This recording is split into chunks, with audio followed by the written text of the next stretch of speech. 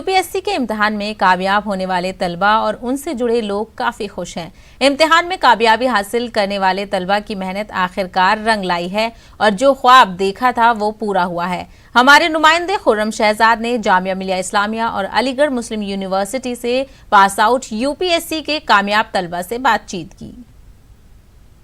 UPSC के नतीजे आए हैं और जिन उम्मीदवारों ने मेहनत की है, आज खुशी का लम्हा है उन लोगों के लिए। हमारे साथ एक ऐसे ही उम्मीदवार हैं सुफियान अहमद, 303 रैंक हासिल किए, हमारे साथ मौजूद है। एक तो सबसे पहले आपको बहुत बहुत मुबारक हो, कितनी मेहनत लगी? Thank you very much sir. मेरा प्रिपरेशन का फ़ेज़ ईयर 2016 से स्टार्ट हुआ था, जब मैंने अपना पोस्ट ग्रेजुएशन कंप्लीट किया। उसके बाद फिर मैं दिल्ली आ गया और मैंने कोचिंग्स में एडमिशन लिया और ये मेरा तीसरा अटेम्प्ट था और 303 रैंक आई इस साल मेरी। और इसके लिए सबसे ज़्यादा मैं अगर किसी को इसका एक्नॉलेज करना चाहूँगा इस कामयाबी के लिए, तो मेरे पेरेंट्स हैं, जिनका लगातार मेरे लिए सपोर्ट रहा हमेशा से, शुरू से ही। और उन्होंने कभी भी मुझे प्रेशराइज़ नहीं किया कि मैं जॉब करूँ ग्रेजुएशन के बाद भी। हालांकि मेरा ग्रेजुएशन 2014 में कंप्लीट हो गया था AMU अलीगढ़ से। तो उनका सपोर्ट रहा, उनकी फेथ रही, मेरे अंदर कॉन्फिडेंस रहा कि हाँ आप पढ़ाई कीजिए, आप मेहनत कीजिए और हम आपके साथ हैं। और वैसे ही सिमिलरली मेरे दोस्त जो हैं, मेरे कोलीग्स जो थे कॉलेज के, पोस्ट ग्रेजुएशन के, सबका सपोर्ट रहा, सबका साथ रहा।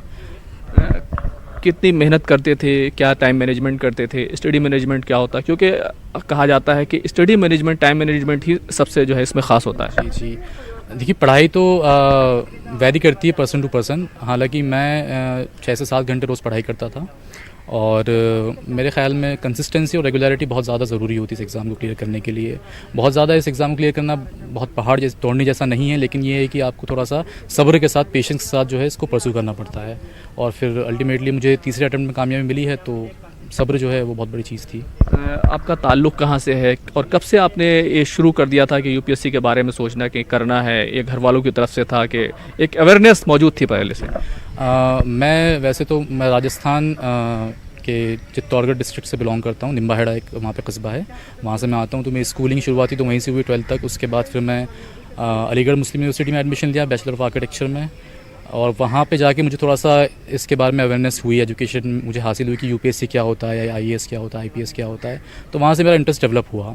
तो मैंने सोचा कि अभी टाइम है मेरे पास में, और मेरी उम्र भी बहुत ज़्यादा नहीं थी उस टाइम, 21 ईयर्स की एज में मैं ग्रेजुएट हो गया था।